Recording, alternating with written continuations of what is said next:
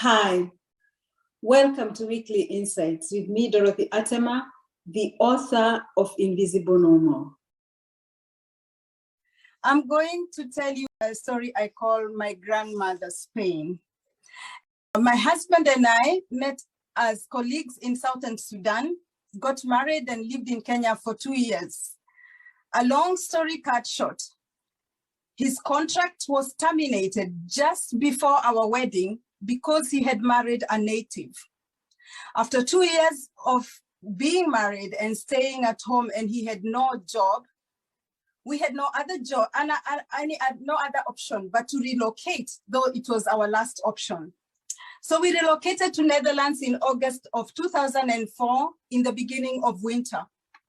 As we landed at Schiphol and I felt the cold breeze of biting my skin and just began to get into terms of what I had done, leaving all I knew behind. Little did I know what was waiting for me in the next 24 hours of my arrival. Those days, you were required to collect your residence permit at the municipality within 24 hours, and usually it took less than 1 hour. When I went to collect mine, the officer who was in charge became difficult and wanted to change my surname, which was in all my documents since I got married. From my husband's name, she wanted to change it to back to my father's name. I tried to explain myself to her, but very quickly I noticed she was not at all interested in my explanation or whatever I had to say. She was simply not listening to me. I thought to myself, this is just because she has a position of power. And I am African. She feels she has the power to change my name just like that. I fought, I tell you, to change to keep my names. And I was ready to pack my bags and go home. Well, I received my residence permit a day later. But this experience immediately impacted my life in a very negative way within 24 hours of my being in Netherlands. It was actually traumatic. There and then I made 3 conclusions. 1, I am not valued here. 2, I am not wanted here. 3, I am hated because of the color of my skin. And this marked the beginning of my culture shock. I believe I had the most extreme culture shock, which is more than normal, known as extreme distress culture shock. From that day forward, that became my mantra. And from that day, for 5 years, I went into depression and I had no clue. I never experienced real joy for 5 years. You know, the little joy, people in Kenya don't have food and they have joy. I could not get that one. People in Kenya have little, but they still have joy. I could not get that joy. Everything was ugly for me. Everything was bad. Even though I was lucky, within 7 months of being in Netherlands, I got an international job and with an international organization. I was traveling all over the world and visiting home 4 times a year. You would think I would be happy. No, I was the most unhappy person from the inside. Even despite the privileges and the good things that were happening to me, a good husband, a good job, a good family, faithful friends in Kenya. Within only 3 years, I got my citizenship smoothly without any struggle, but still I was so unhappy. For 5 years, I was so consumed by resentment and anger and hatred for the Dutch people. I was so judgmental, easily irritable, easily triggered, full of uncontrollable anger and rage you cannot imagine. I was in a dark place for 5 years. Everybody was wrong. Everyone around me was to blame for my unhappiness.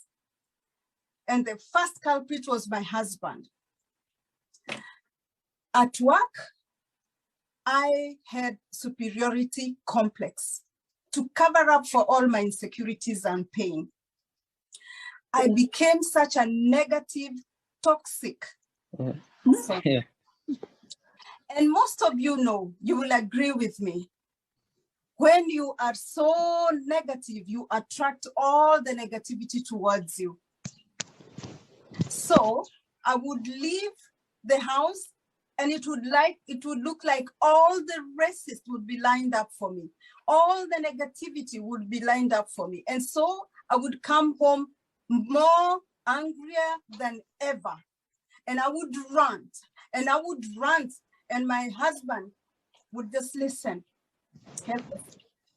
After I finished ranting, he would offer me a cup of tea. Do you want a cup of tea?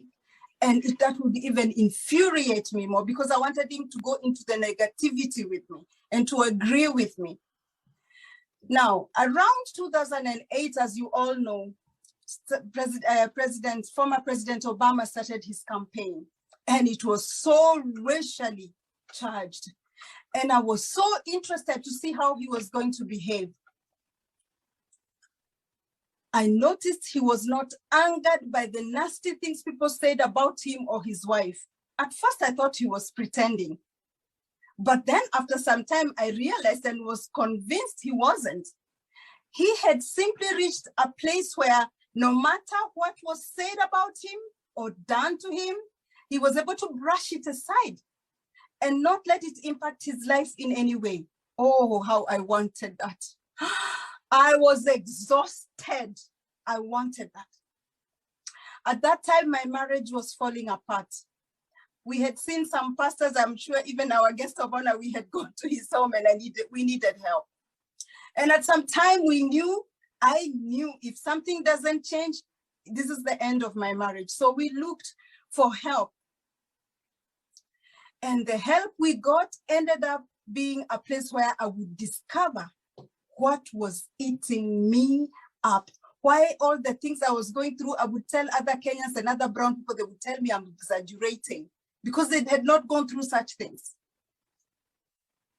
It wasn't even the racists that were my problem. It wasn't even the woman who wanted to change my name that was my problem. My problem was something deep within me, from my home, from my upbringing. And that was shocking. It was the pain of my grandmother. I was carrying the pain of my grandmother. Thank you for watching. Please hit the like button to show that you liked it. Don't forget to click on the subscribe button and hit on the notification key so that you get to be the first to know when we have a new release of the Weekly Insight.